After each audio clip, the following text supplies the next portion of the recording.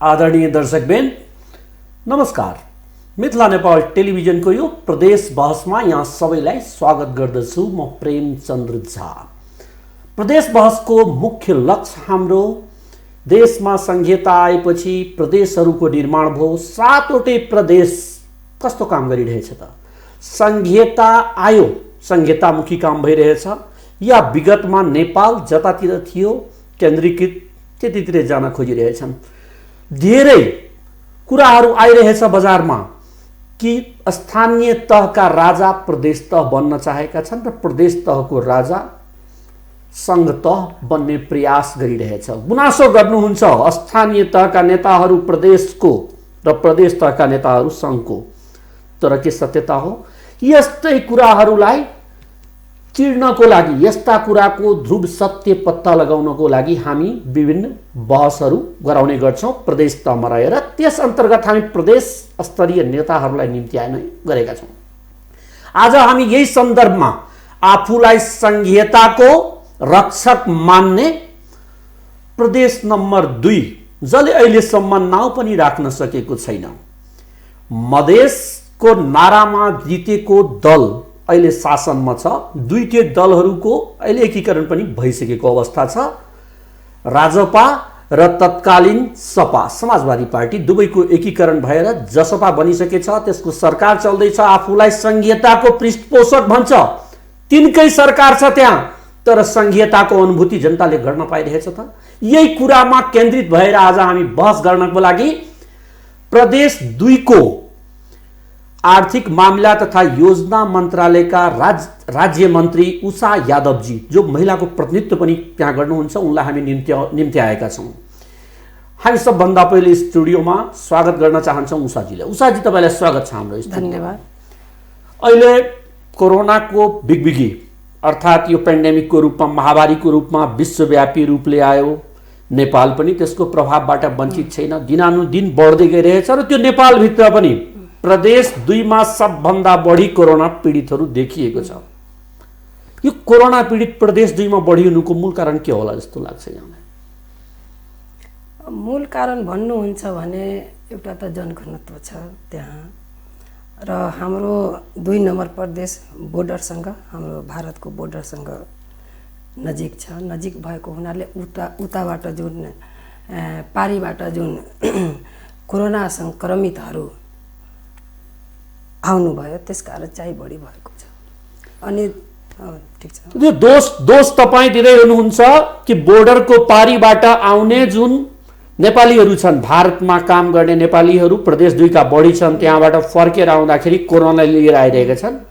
र यसको मतलब हामी यो बुझौँ कि प्रधानमन्त्रीजीले संसदमा जुन अभिव्यक्ति दिनुभएको थियो कि भारतको कोरोना अलिक कडा खालको छ चीनभन्दा, सत्य हो भन्न मिल्छ? छैन, त्यो त त्यसमा त्यो सत्य होइन। अब यस्तो कोरोनाको कुरा गर्नुहुन्छ भने यो त विश्वव्यापी नै कोरोना फैलिएको छ। एउटा महामारी नै आएको छ। यो एउटा नेपालको लागि मात्र होइन, यो 2 नम्बर प्रदेशको लागि मात्र होइन। अब कहाँको कोरोना कडा छ, कहाँको कोरोना कमजोर छ भने उहाँको त एउटा अब के भन्नुहुन्छ भने उहाँ एउटा उखाने टुक्का प्रधानमन्त्री जस्तो उहाँलाई हामी सम्झेका छौँ र नेपाली जनता पनि सम्झिराखेका छ। अब त्यस्तो चाहिँ छैन। तर भन्नुहुन्छ भने हाम्रो बोर्डर खुला सिमाना भएको हुनाले कहीँ न कहीँ असर परेको। कोरोनाको एकजना पनि रोगी नेपालमा थिएन त्यति बेलादेखि लकडाउन घोषणा गरियो, सीमा ब्लक भयो। त्यसपछि सीमा पारीबाट आउनेहरूलाई क्वारेन्टाइनको व्यवस्था गर्ने सबैलाई निर्देशन गयो। तपाईँहरू कहाँ पनि त्यो व्यवस्थापनको लागि केही रकम पनि पुग्यो र निर्देशन गयो सङ्घ सरकारबाट। त्यो अनुसार प्रदेश सरकार, स्थानीय सरकार काम नगरेको कारणले यस्तो कोरोना फैलेको भन्न मिल्छ? होइन, त्यो भन्न मिल्दैन। हामी गरेको हो। प्रदेश किन राम्रो काम भएपछि तपाईँहरू आफ्नो जस लिने, नराम्रो भएपछि अब जसको भागी नहुने? होइन, त्यस्तो छैन। त्यो सबै गलत हो।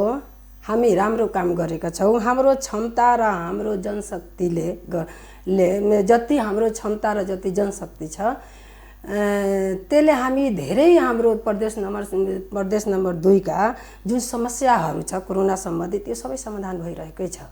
अब प्रदेश के अरे सङ्घ सरकारको कुरा गर्नुहुन्छ भने अहिलेसम्म सङ्घ सरकारले राहतको नाममा 1 सुको पठाएको छैन। क्वारेन्टाइनको कुरा गर्नुहुन्छ भने त्यो सबै स्थानीय तहमा हामी स्थानीय तहको जिम्मा दिएको अनि स्थानीय तहले जति भ्या छ त्यो सबै गरेको छ। स्थानीय तहले क्वारेन्टाइनको व्यवस्था गरियो, सङ्घले स्थानीय तहलाई डाइरेक्ट जिम्मा लगाइदियो, तपाईँहरूको भूमिका त्यहाँ दिएन सङ्घले। प्रदेशको के काम त्यसो भए? सङ्घमा भएका नेताहरू, सङ्घ सरकारका पार्टी, जुन पार्टी अहिले सङ्घ सरकारमा छ त्यो पार्टीका नेताजीहरू धेरैले भनिराख्नु भएछ, व्यापक रूपले प्रचार प्रसार गरिराख्नु भएछ, अब यो संहिता कामको भएन, यो संहिता मास्नुपर्छ, त्यो गलत, प्रदेश युजलेस भइहाल्यो, काम गर्न सकिरहेको छैन। त्यो गलत हो, कहाँ हामी काम गर्न सकिरहेको छैन। के काम गर्नुभयो गनाउनुस् त? एकदम गरेको छु। संहिता आयो प्रदेश 2 ले के काम गरियो संहिता? सबभन्दा पहिला हेर्नु, सबभन्दा पहिला त जुन संहिता हामी चाहेका थिए, जुन संहिताको लागि हामी आन्दोलन गरेका थिए त्यो संहिता छैन। अधिकार सम्पन्न संहिताको लागि हामी लडेको थिए, आन्दोलन गरेको थिए, त्यो संहिता अहिले आएको छैन नेपालमा। त्यो सबै बागडोर चाहिँ केन्द्रमा सीमित छ अनि बिना अधिकारको संहिता हामी संहिता लिएर हामी काम गरिरहेका छौँ। अनि संहिता नआउँदै सरकारको जिम्मा यहाँहरूले कसरी लिनुभयो? प्रदेश 2 सरकारको त जिम्मा लिनुभएछ नि। जिम्मा हामी लिएर जसरी दोष दिनुहुन्छ सङ्घ सरकार हाम्रो पार्टीको छैन, गलत गरिरहेछ, त्यस्तै यहाँलाई पनि प्रदेश 2 मा जनताहरू त दोषी बनाउँछ नि। शासन त 3 वर्षदेखि गर्दै आउनुभएछ, तपाईँहरू के गर्नुभयो त्यो कुरा त जनताले सोध्छ। दोषी बनाउरेन र बनाउनेको कुरा होइन, यहाँ दोषी त बनाइहाल्छ, जसलाई मन परेको छैन त्यो त दोषी बनाइहाल्छ। तर कहाँ हामी कमी गरेका छौँ? हाम्रो क्षमता, तपाईहरूको जति अधिकार छ त्यो अनुसार धेरै काम गर्नुभएछ भन्नु खोज्नुभयो। एकदम गरेको छु। तपाईँ कोरोनाको कुरा गर्नुहुन्छ भने ठिक छ, त्यो सङ्घीय सरकारले एक सुका नदिए पनि राहतको नाममा जबदेखि कोरोना हाम्रो देशमा आयो र लकडाउन भयो त्यो बेलादेखि हामी सबभन्दा पहिला के गर्यो भने 50-50 लाखको दरले सबै 8 जिल्लामा हामी सिडिओ कार्यालय पठायौँ कि विभिन्न कारणहरू जस्तै सुरक्षाकर्मीको लागि, स्वास्थ्य कर्मीको लागि, पत्रकारहरूको लागि कुनै यस्तो मतलब कामहरू छ, चाहे त्यो सामग्रीहरू किन्नको लागि व्यवस्थित गर्नको लागि सबभन्दा सुरुमा हामी 50 लाख दियौँ। त्यसपछि हामीले के अरे त्यो प्रत्येक अस्पतालहरूमा पिपी, तपाईँको सेनिटाइजर, मास्क सबै हामी पठायौँ। त्यसपछि तपाईँको राहतको नाममा जुन कोरोनाबाट प्रभावित परिवारको लागि राहतको लागि हामीले विभिन्न गाउँपालिका, नगरपालिका 5 लाख, 10 लाख, 15 लाख तपाईहरु दिनुभयो। 10 लाख त्यही नमा है हैन, त्यहाँ 10 लाख 15 लाखको के अरे उसमा हामी पठायौँ। अब पालिकाहरूमा स्थानीय तहमा फेरि हामी किन पठायौँ भने स्थानीय तहमा जुन पीडित परिवारहरू छन्। त्यसैसँग सम्बन्धित मैले एउटा जिज्ञासा राखेँ, आम जिज्ञासा चाहिँ आम दर्शक यो बारेमा जान्न चाहनु भएको छ। प्रदेश 2 बाट बढी यसमा आवाज आइरहेछ, किनभने जनघनत्व पनि बढी छ, जनसङ्ख्या बढी भएको ठाउँमा र गरिबी जहाँ बढी हुन्छ त्यहाँ यस्ता कुराहरू उठ्छ। तपाईहरु लकडाउन सुरु भयो, राहत प्याकेज दिइहाल्नुभयो, 5 किलो 10 किलोको दरले चामल मजदुर वर्गमा, गरिब वर्गमा बाँड्नुभयो।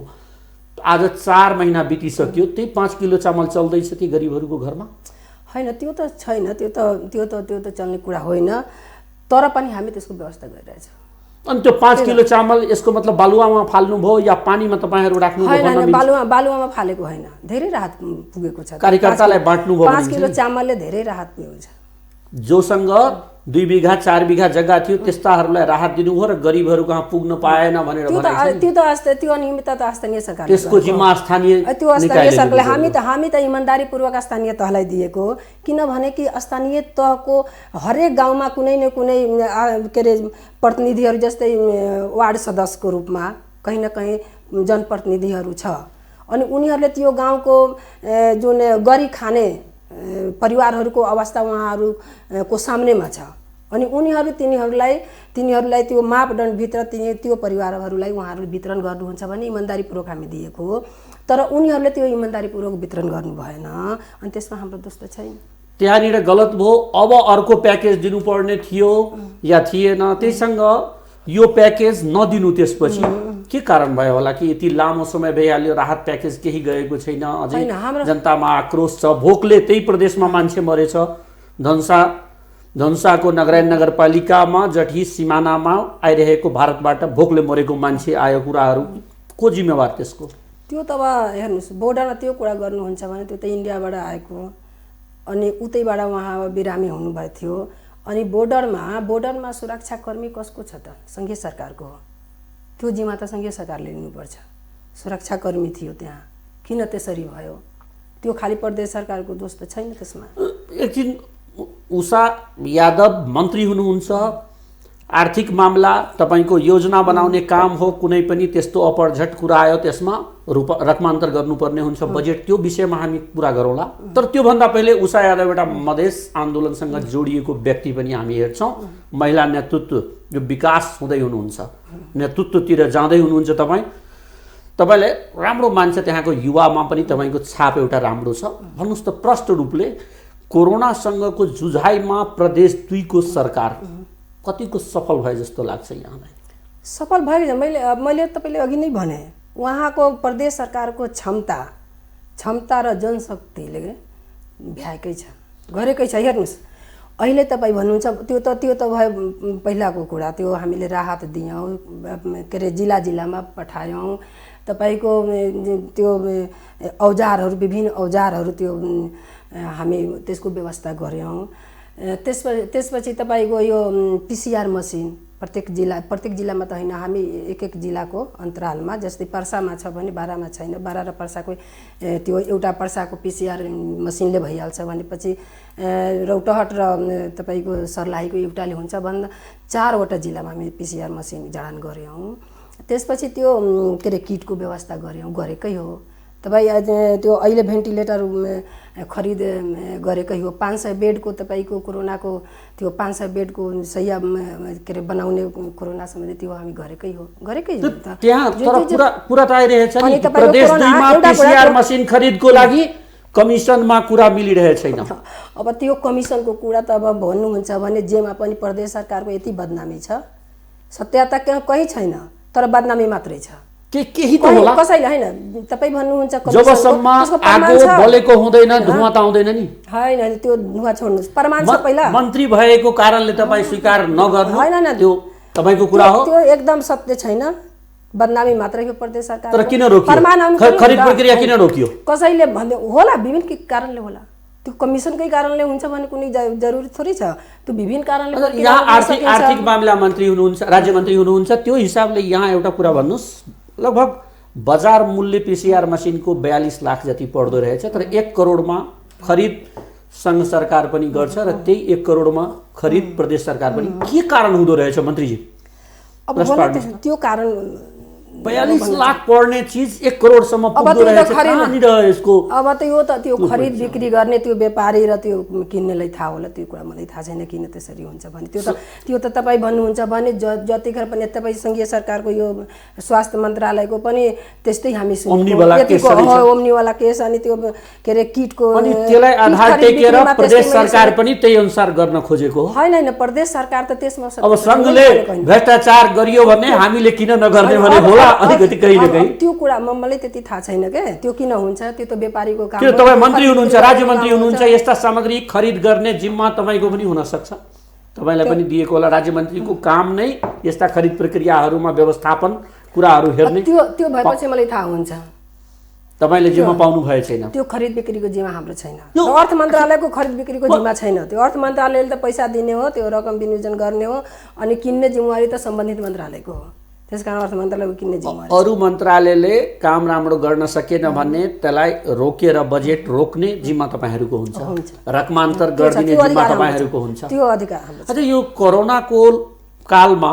तपाईहरु धेरै सुनियो प्रदेश 2 मा ग्रेभलको काम चल्दैछ पोखरी सौन्दर्यीकरण हुँदैछ मन्दिरहरु रंगरोगन हुँदैछ यसलाई कोरोनासँग लड्नको लागि जुझ्नको लागि कतिको बजेट रकमान्तर गर्नुभयो यो बीचमा हैन हामी त यसपालिको बजेटमा हामी पोहोर सालै त्यो 75-76 मा 76-77 मा भन्नुहुन्छ भने हामी 2 अरब जति पैसा हामीले निकासा गरेको रकमान्तर गर्नुभयो रकमान्तर गरे कोरोनासँगको जुझाइमा 2 अरब जति हामी तर कोरोना बढेछ अब बढेको त्यो त अब मैले अघि नै भनेको त्यो त विश्वव्यापी नै समस्या छ अब नेपालको कुरा गर्नुहुन्छ 2 नम्बर प्रदेशको कुरा अमेरिकाको कुरा गर्नुस् त तर त्यत्रो विश्वसँग तपाई एउटा छिमेकी एउटा संक्रामक एउटा छिमेकी भारतको कुरा राख्नुहुन्छ त्यहाँ बढिरहेछ भने अर्को छिमेकी चीन छ हाम्रो जोसँग अहिले सङ्घ सरकारको सम्बन्ध पनि मिठास आएको भन्ने भान हुन्छ, आम जनता बुझेका छन्।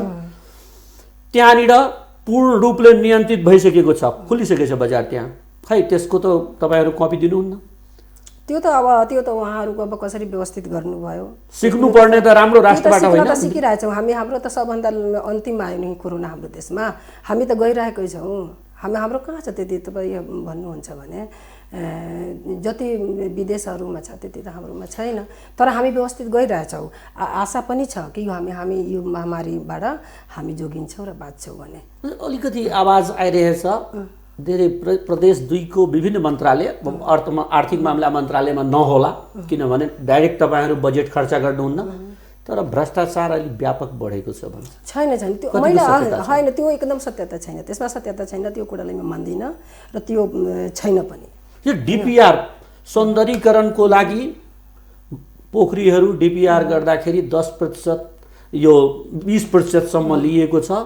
10 लाख रुपियाँ, 50 लाख जहाँ विनियोजन गरेछ त्यहाँ 10 लाख डिपिआरको नाउँमा। पोखरीमा एउटा घाट बनाउनको लागि सामान्य स्ट्रक्चर बनाउन 10-10 लाख रुपियाँ डिपिआर, यो के सङ्केत गरिरहेछ? यहाँ आर्थिक मामला राज्यमन्त्री हुनुहुन्छ, त्यो हिसाबले भन्नुहोस्। अब त इन्जिनियरको काम हो, त्यो गर्नेहरूको कति निकासा भइरहेछ, त्यो किन कति लागिरहेछ भने त्यो त अब कति त्यसमा रकम खर्च हुन्छ उनीहरूको काम हो त्यो खेलाउने। त्यस्ता कुरालाई के सरकारले भ्रष्टाचार थम्याइ गर्छ कि गर्दैन? अब भ्रष्टाचार भनेको हेर्नुहोस्, भ्रष्टाचार भनेको खालि त्यो जनप्रतिनिधिले मन्त्रीले खेलाएर हुँदैन नि, त्यहाँ गर्ने त अरूहरू पनि छन्। को छन्? जस्तै हाम्रो प्रक्रियावादीहरू, कर्मचारीहरू पनि छन्। तपाईहरु कर्मचारी, अब मलाई एउटा कुरा समझमा आउँदैन, खालि जनप्रतिनिधिको मन्त्रीहरूको खालि दोष लाग्छ भ्रष्टाचारीमा। अनि कर्मचारीहरू जुनबाट त्यो व्यापक रूपमा हुन्छ त्यसको दोषै लाग्दैन उनीहरूको। कर्मचारीहरू सिकाउने, त्यो भ्रष्टाचार गर्न सिकाइरहेको 100%। त्यसलाई छान्ने काम त मन्त्रीजीहरूको हुन सक्छ, जनप्रतिनिधिहरूको त। मन्त्रीमण्डलले कर्मचारीलाई त हेरफेर गर्न सक्ने त राख्छ नि अवस्था। जो कर्मचारी भ्रष्टाचार गर्छ त्यसलाई फर्काउने या नियन्त्रण गर्ने, त्यही त मैले भनेको। त्यो अधिकार हाम्रो छैन। त्यो संघीय सरकारले आफ्नो हातमा कर्मचारी लिएका छ, तिनीहरूको कार्य मूल्याङ्कन जुन सम्पादन हुन्छ त्यो नम्बर दिने त्यो पनि हाम्रो हातमा छैन। उनीहरूको सरुवा बढुवा गर्ने पनि हाम्रो अधिकारभित्र छैन। उनीहरूको त्यो काम गरेपछि त्यो पनिसमेन्ट दिने चाहे जे पनि अब उनीहरूलाई गर्ने त्यो अधिकार हाम्रो छैन। सबै संघीय सरकारको छ। हामीबाट डराउँछ। प्रदेश सरकारको मार्फतमा नभएको कर्मचारी जो संघको मार्फतमा छ, भ्रष्टाचारलाई प्रश्रय दिने काम उनीहरूले गरेका छन्। अब त्यस्तै होला। अनि त्यो भ्रष्टाचार गर्नेलाई अलिकति मैले छुट्याउन चाहे, त्यो भ्रष्टाचारलाई नियन्त्रण प्रदेश सरकारलाई गर्नको लागि त्यो कर्मचारी आफ्नो मार्फतमा हुनु पर्थ्यो भन्ने मान्यता छ। त्यो हुन्थ्यो। संघ सरकारले अगर छ भने त्यो चाबी आफ्नो हातमा संघ सरकारले राखेको हुनाले एकदम भ्रष्टाचारलाई प्रश्रय एक प्रकारले भन्न सकिन्छ। त्यो भन्न सकिन्छ। हो, धन्यवाद। त्यो कहीँ त्यस्तो छ भने त्यस्तै मलुमितमा होला। यसरी हामी भन्न सक्छौँ भ्रष्टाचार शून्यको अवधारणा तपाईहरू आफ्नो कानुन, आफ्नो सरकार, आफ्नो अदालत, जब आन्दोलन चलिरहेको थियो मधेस आन्दोलन, तपाईहरूको पार्टी व्यापक आन्दोलनमा यस्ता नाराहरू लगाएको थियो, आफ्नै प्रहरी, आफ्नै कानुन, आफ्नै राज्य, आफ्नो शासन, आफ्नो कर्मचारी। कति पुरा भएछ अहिलेसम्म? छैन। नाम मात्रको संहितामा दोषीको संघीय सरकार। तपाईहरू खालि त्यहाँ बस्ने तलब भत्ता खाने कर्मचारी जस्तै मन्त्रीहरू कर्मचारी जस्तै हुनुहुन्छ तपाईहरू। त्यस्तै भन्नु पर्यो।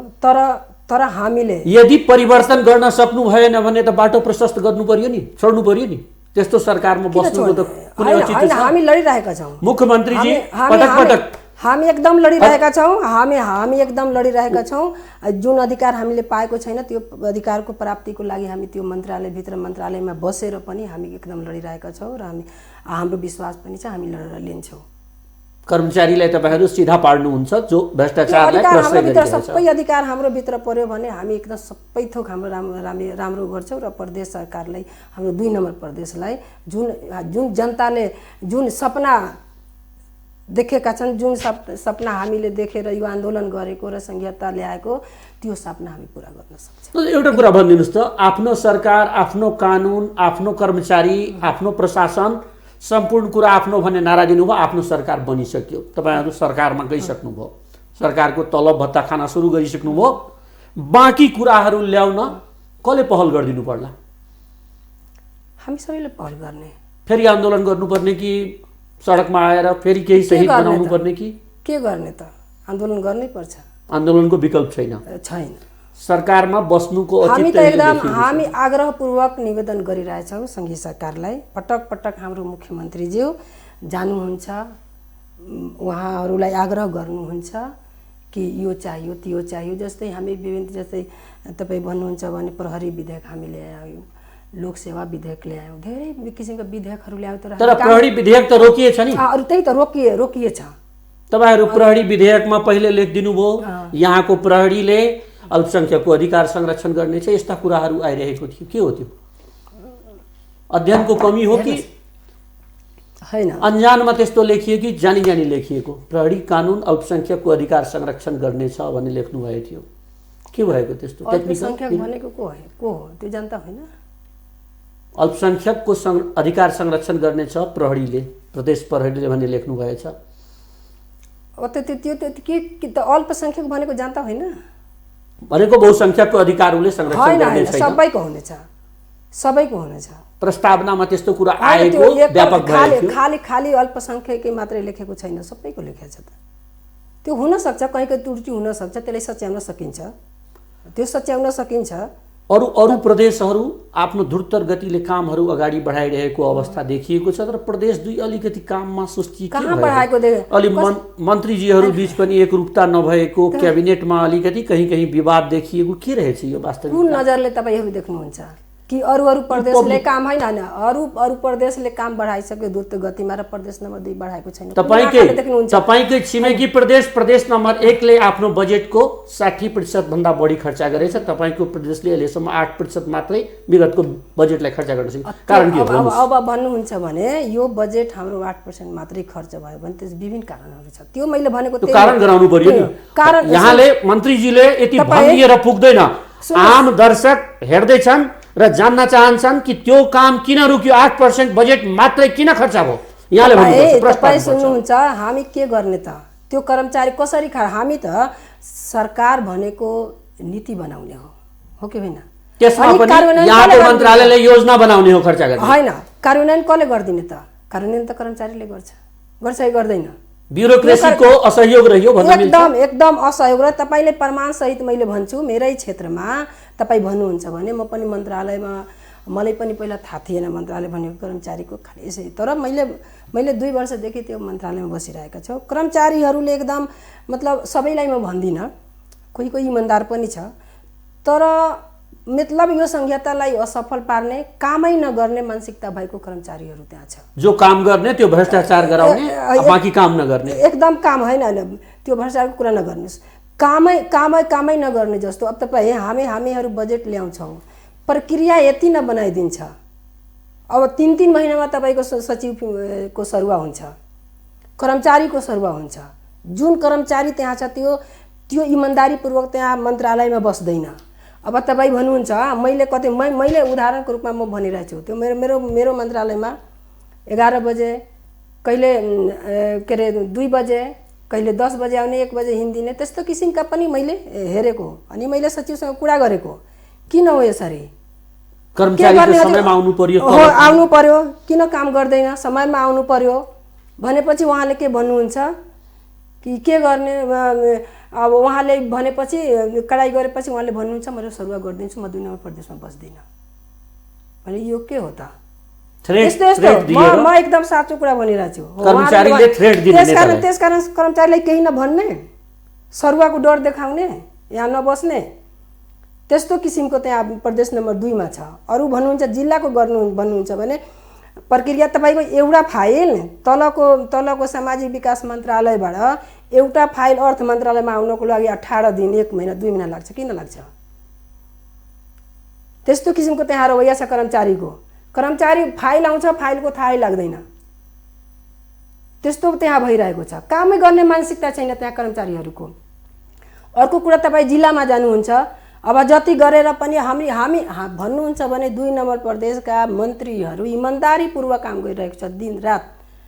तर अफवाह मात्रै भएको छ। यो कर्मचारीले एकदम असहयोग गरेको छ। जिल्लाको कुरा गर्नुहुन्छ भने यहाँबाट हामी कार्यविधि बनाएर कुनै योजनाको त्यहाँ जिल्लामा पठाउँछु भने यहाँबाट जानलाई कति दिन लाग्छ। हामी आफ्नो हातले त्यो कार्यविधि लिएर त्यहाँ पुर्याउनु पर्छ जिल्लामा, जिल्लाको इन्जिनियरलाई कि हाम्रो यो योजना छ, तपाईँ काम गरिदिनुहोस्।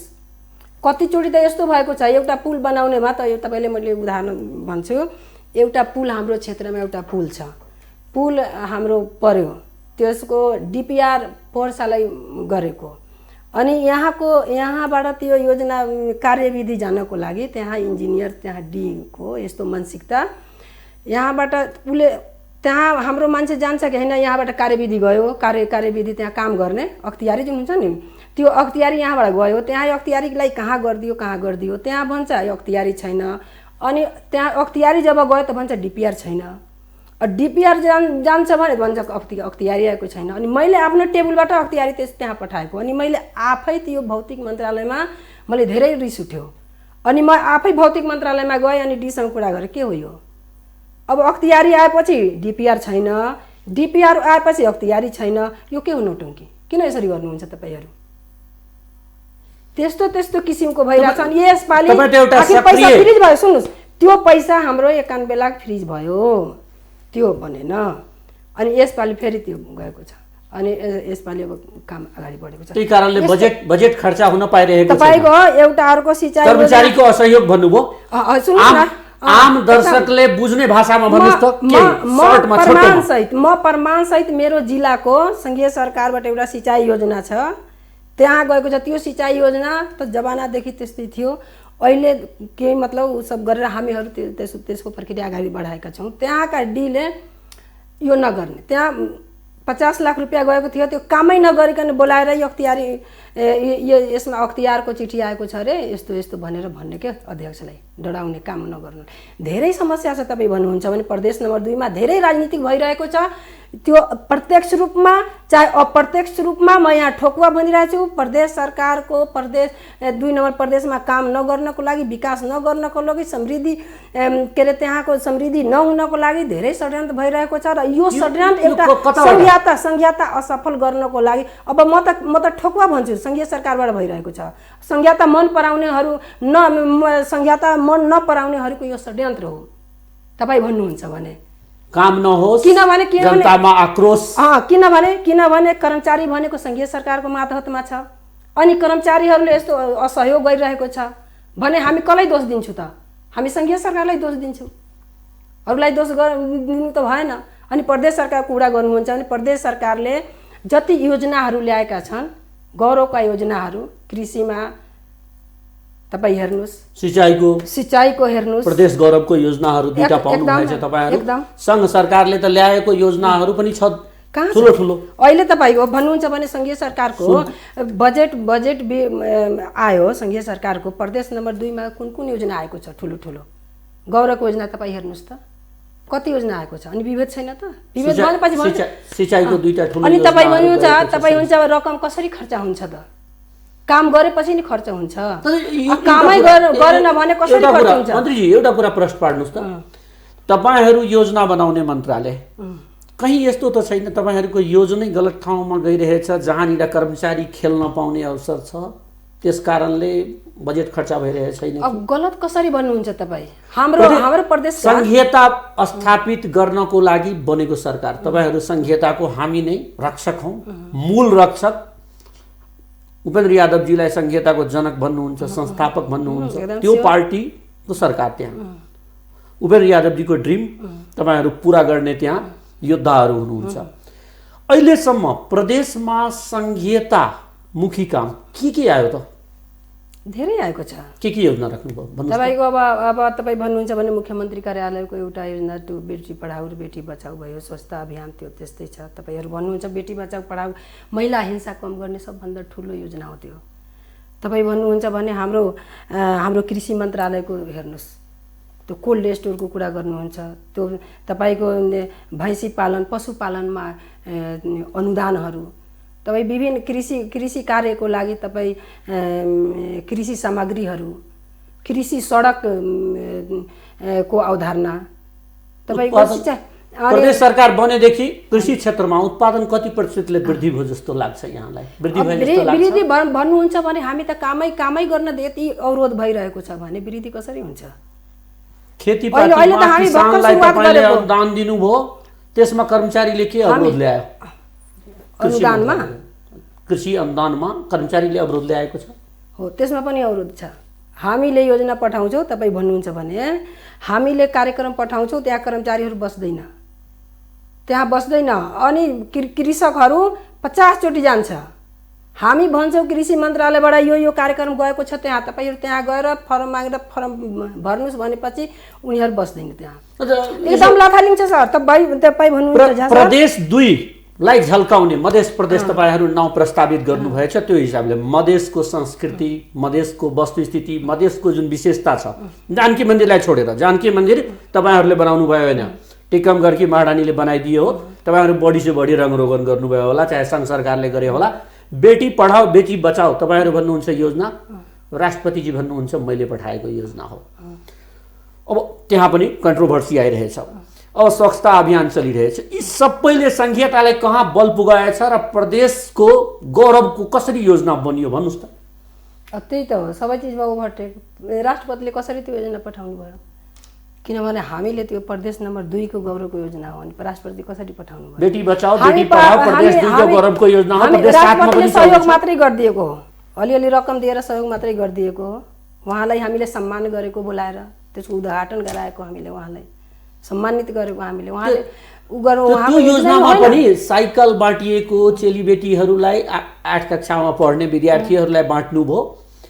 अनि त्यसपछि त्यो तपाईले जुन साइकल बाँड्नु त्यसमा पनि कहीँ भ्रष्टाचार भएको, गलत व्यक्तिहरूको हातमा साइकल पुगेको, यो व्यापक रूपले त्यहीको तपाईकै प्रदेशभित्रको मिडियाहरूले व्यापक रूपले फुकेको थियो। त्यो मिडियाहरूको कामै त्यही हो।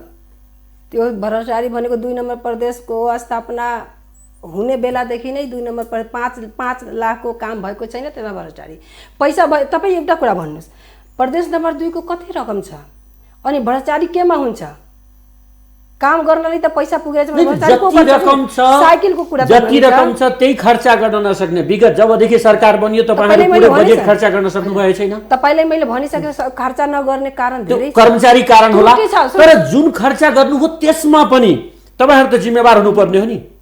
एकदम तपाईहरु शहीदको बलमा स्थापना भएको त्यहाँको सरकार हो। तपाईहरुसँग आन्दोलनमा हिड्ने धेरै साथीहरु शहीद भए।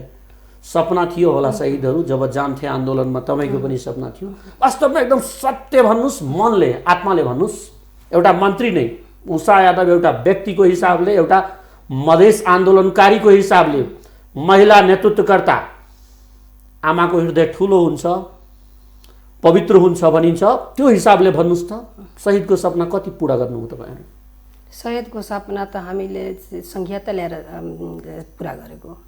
संघीयताको लागि शहीद भएको होइन त। अहिले संघीयता आयो, प्रदेश सरकार पनि सुन्नुस्। उषा केसमा मैले रोके।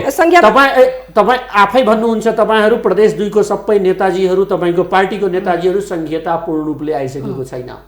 संघीयता पनि त आएको छैन नि। शहीदको सपना पूर्ण रूपले आएको छैन भने मैले त आधै संघीयतामा शासन संघीयता त आएको छ। अझै भन्दै जानुहोस्। हामी आन्दोलन गरेकै हो संघीयताको लागि। सबभन्दा ठुलो कुरा त शहीदहरुको सपना संघीयता आयो, त्यो पूरा भयो। प्रदेश सरकार बन्यो, त्यो पूरा भयो। अब शहीद नामैको भए पनि संघीयता एक नम्बर काम हो। अनि त्यसपछि शहीद परिवारलाई हामीले के सम्मान दिने त्यो कुरा आयो, हो कि होइन? हामी धेरै कुरा दिएका छौँ। हाम्रो होइन भैँसी पनि त ठिक छ नि। भैँसी त एउटा भैँसीले एउटा परिवारको गुजारा हुन्छ कि हुँदैन? हामी त भैँसी पनि दिएको छु। तर 2000 तपाईसँग म सोचे 2007 सालको मा पनि क्रान्ति भएको थियो राणा शासनलाई हटाउनको लागि, हो कि होइन? त्यहाँ शहीद भएको थियो कि थिएन? त्यहाँ पनि जनता शहीद भएको थियो। अनि त्यो जनताले के पायो? उसको शहीद परिवारले के पायो?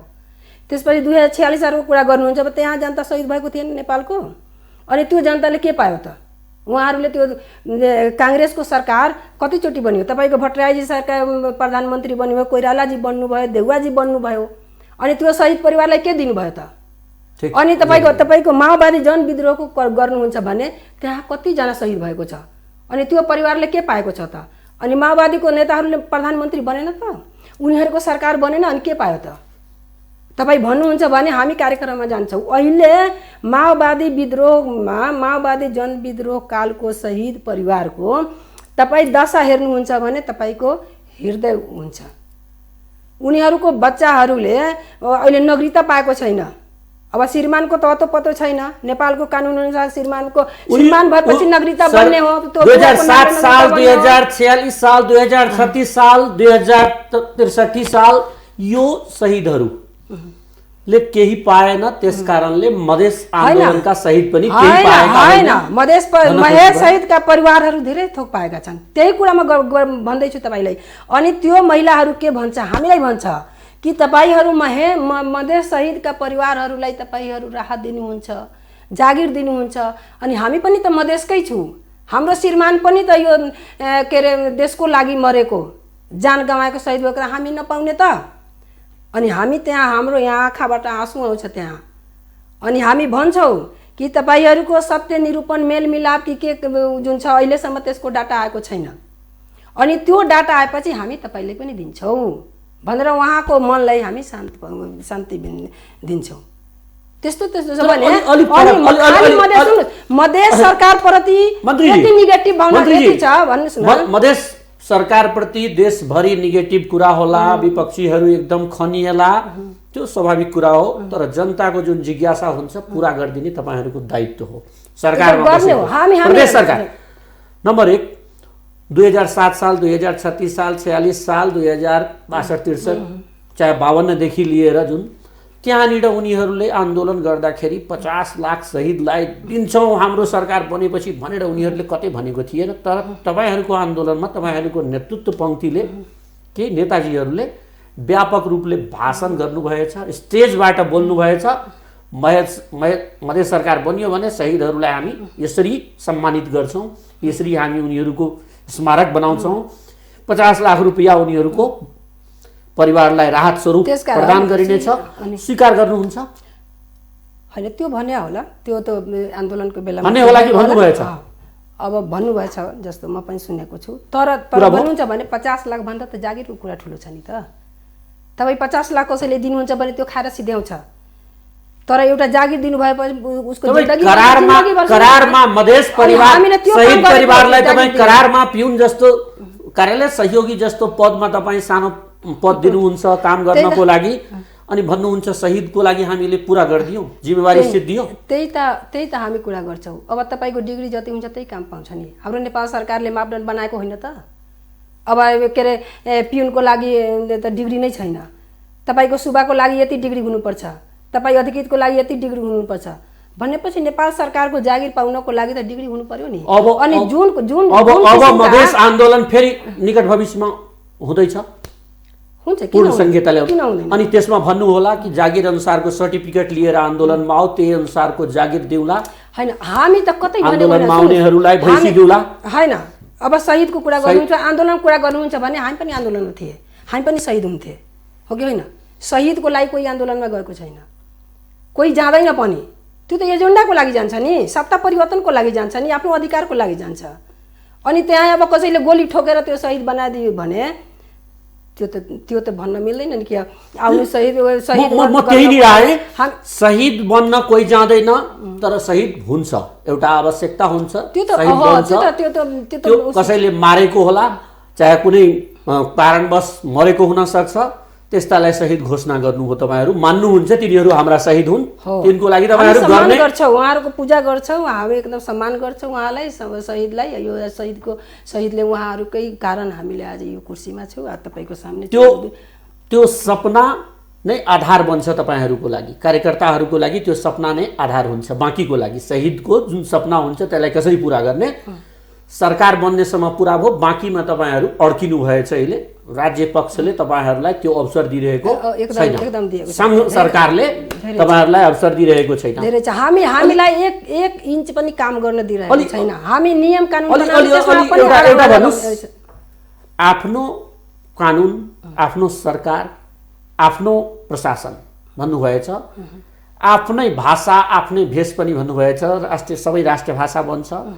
सांस्कृतिक रूपले कुरा गरियो भने प्रदेश 2 सरकारले अहिलेसम्म आफ्नो खानपान संस्कृतिमा आउने कुरा जो हो, आफ्ना पर्व तिहारहरू, आफ्नो भाषाहरू, त्यहाँको जुन प्रयोग हुने भाषाहरू छ, भोजपुरी होस्, अवधी होस्, मैथिली होस्, यी भाषाहरू प्रमोसनको लागि कस्ता कस्ता कामहरू गरेछ? केही योजना त यहाँले बनाउनु भयो होला नि, केही छ त्यस्तो प्याकेज?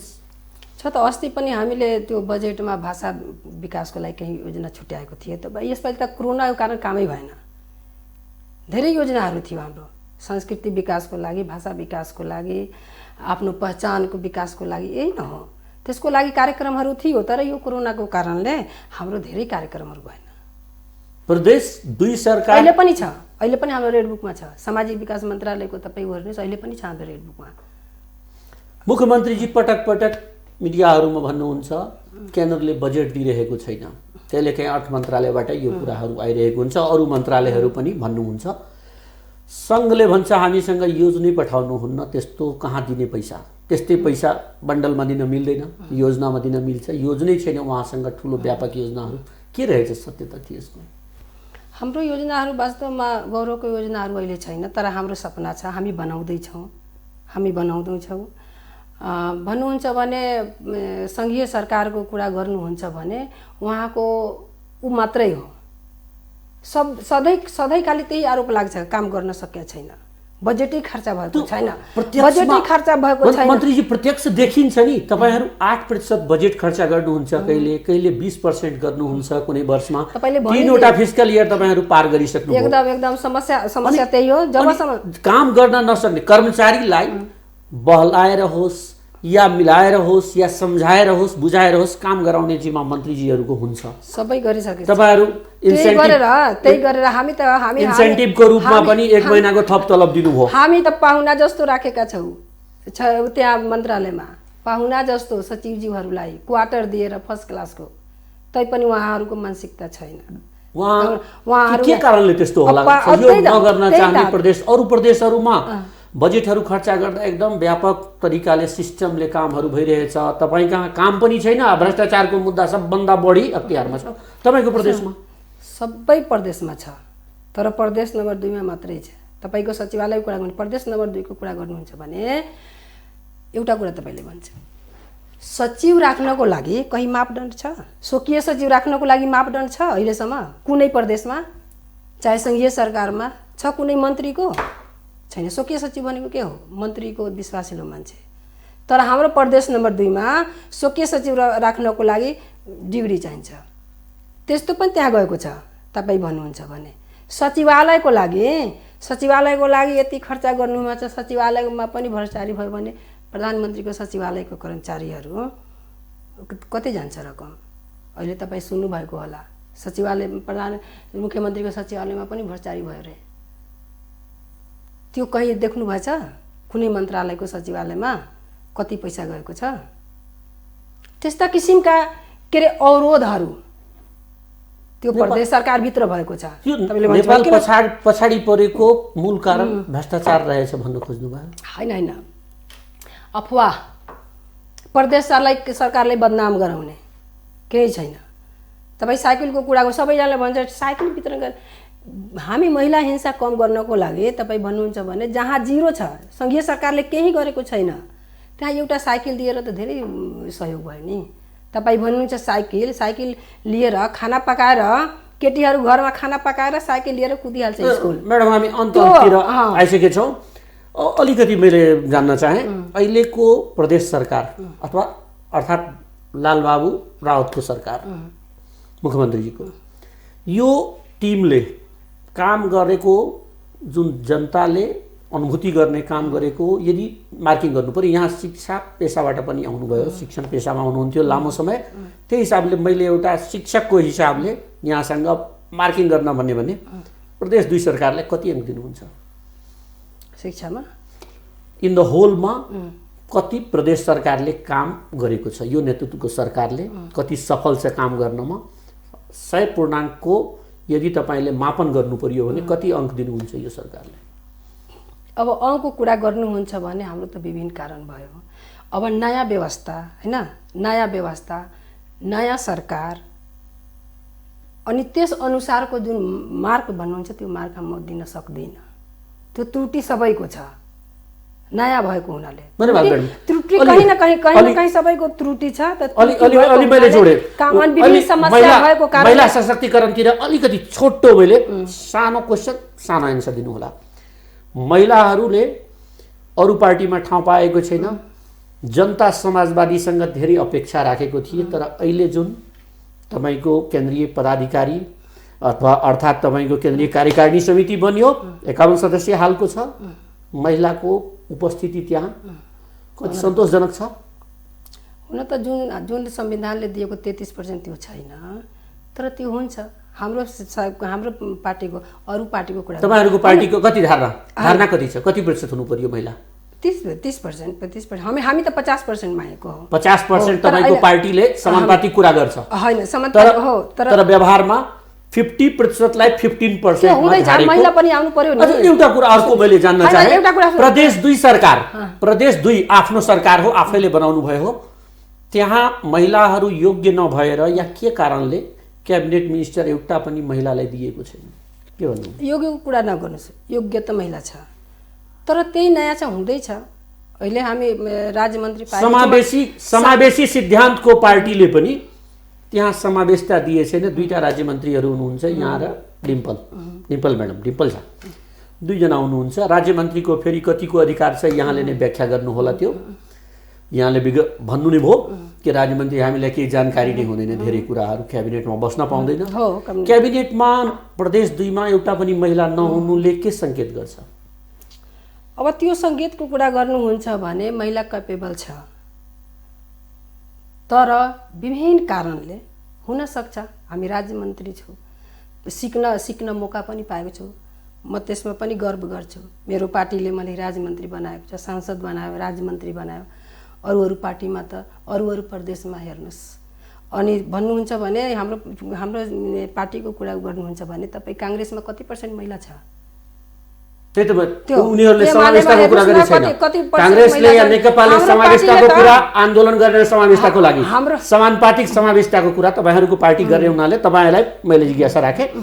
अझै अलिकति अहिले व्यापक रूपले बजारमा चलिरहेको जबदेखि पार्टी एकीकरण दुईटा भयो, समाजवादी पार्टी र राष्ट्रिय जनता पार्टी, 2 नम्बरमा नेतृत्व परिवर्तन हुँदैछ, सरकारमा केही फेरबदल हुने संकेतहरू आइरहेको छ। के छ, कतिको सत्यता छ? अब त्यो त थाहा छैन मलाई, फेरबदल हुन्छ कि के हुन्छ। यहाँ संसद हुनुहुन्छ प्रदेशको, अब संसदीय दलको नेता को बन्छ? अब त्यो त हामी संसदीय दलको बैठकमा निश्चित संकेत त दिन सक्नुहुन्छ। महिला पनि उम्मेदवार हुन्छ, संकेत अब सबै आफ्नोमा सबै योग्य महिलाहरू त्यहाँ नेतृत्वको लागि संघर्ष गर्छ जस्तो मान्यता राख्नुहुन्छ? गर्नुपर्छ, उषाजी पनि सक्षम छन्, संसदीय दलको नेता बनेर चलाउन सक्छु भन्ने एकदम गर्न सक्छ, किन गर्न सक्दैन? यहाँको पनि उम्मेदवारी हो भन्ने मान्न सक्छौँ हामी। ऊ मेरो इच्छाले गर्यो भने म दिन सक्छ, किन दिन सक्दिनँ? धन्यवाद, हाम्रो स्टुडियोमा आइदिनु भयो। धेरै कुराहरू गर्नु थियो तर समयको बाध्यताको कारणले आज धेरै कुराहरू राख्न हामी सकेन। अझै फेरि कुनै दिन बसेर फेरि हामी बृहत कुराकानी गरौँ। तपाईलाई पनि धेरै धेरै धन्यवाद। आदरणीय दर्शकबिन, आज हामी कुराकानी गर्दै थियौँ उषा यादव जो राज्य मन्त्री हुनुहुन्छ आर्थिक मामिला तथा योजना मन्त्रालय प्रदेश 2 को। प्रदेश 2 सरकार जो संघीयताको पृष्ठपोषक, संघीयताको रक्षकको रूपमा, डिफेन्डरको रूपमा आफूलाई प्रस्तुत गर्न चाहन्छ। जनता समाजवादी जो अहिले भर्खरै निर्माण भएको छ, दुईटा पार्टी मिलेर लक्ष्य कहीँ न कहीँ संघीयतालाई पर्मानेन्ट बनाउने, जगेसम्म बलियो बनाउने उहाँहरूको मान्यता छ भने उषाजीले प्रष्ट रूपले भन्नुभयो। तर उहाँले केही कुरा राख्नुभएछ, त्यसमा प्रश्न रूपले उहाँ भन्नुभयो जुन भ्रष्टाचारहरूको कुराहरू प्रदेश 2 को व्यापक प्रचारबाजी भइरहेको छ, त्यसको कहीँ न कहीँ कारण कर्मचारी तन्त्र हो जो संघीय शासनको मातहतमा छ। ती कर्मचारी तन्त्र त्यहाँका सरकारलाई दोषी बनाउन चाहन्छ, कहीँ न कहीँ भ्रष्टाचारको बाटो खोलेका छन् ती पौराणिक विचार भएका कर्मचारीहरूले भनेर उहाँले भन्नुभएछ। त्यसैले प्रदेश सरकारलाई कर्मचारी भर्ना गर्ने बाटो प्रशस्त गर्नुपर्छ। यस्तै गरेर उहाँले महिला नेतृत्वको सन्दर्भमा उहाँको पार्टी लगायत अरू पार्टीहरू महिलाहरूप्रति जति जवाबदेही हुनुपर्थ्यो त्यति हुन पाइरहेको अवस्था छैन भन्ने, महिलालाई कहीँ न कहीँ नेतृत्वबाट वञ्चित राख्ने प्रयास गरिरहेको छ। त्यस्तोलाई चिरेर आउँदो समयमा संसदीय दलको नेतामा आफ्नो उम्मेदवारीको पनि सङ्केत गर्नुभएको छ। आजको लागि प्रदेश बहसको समय सिद्धिन लागेको छ। तर फेरि हामी एकजना अतिथि एउटा विषयवस्तु लिएर यहाँहरू माझ उपस्थित हुने नै छौँ। प्रदेशहरू कसरी बलियो हुन सक्छ, कसरी देशमा संहिता फस्टाउन सक्ला भन्ने ध्येयले यो बहस सञ्चालन भएको छ। हेर्न नभुल्नुहोला। हाम्रो कार्यक्रमहरू युट्युबबाट पनि सब्स्क्राइब गर्न सक्नुहुन्छ। युट्युबको लागि हाम्रो एड्रेस www.youtube.mtv.nepal 4K सब्स्क्राइब गर्नुहोला। त्यस्तै गरेर हामीलाई फेसबुकलाई पनि हेर्न सक्नुहुन्छ। फेसबुकको लागि www.facebook.mtv.nepal न्युज लाइक गर्न सक्नुहुन्छ। त्यस्तै गरेर हामीलाई तपाईँ विश्वको कुनै पनि कुनाबाट मोबाइलबाट बिना एप डाइरेक्ट ब्राउजरबाट हेर्न सक्नुहुन्छ। स्मार्ट मोबाइल, स्मार्ट टिभीमा हामी जहाँ पनि देखिन सक्छौँ। हाम्रो नारा हामी सबैको लागि, हामी सधैँको लागि चरितार्थ गर्न हामी सधैँ लागिपरेका छौँ। अहोरात्रि खटेछौँ देशको समृद्धिको लागि। समृद्ध राष्ट्र र सुखी राष्ट्रवासीको जुन नेतृत्व वर्गहरूको सपना छ त्यो कहीँ न कहीँ पुरा होस् भन्ने हाम्रो चाहना। मिथिला नेपाल टेलिभिजन हेर्दै राख्नुहोला। बिदा दिनुहोस्। म प्रेमचन्द झालाई। नमस्कार।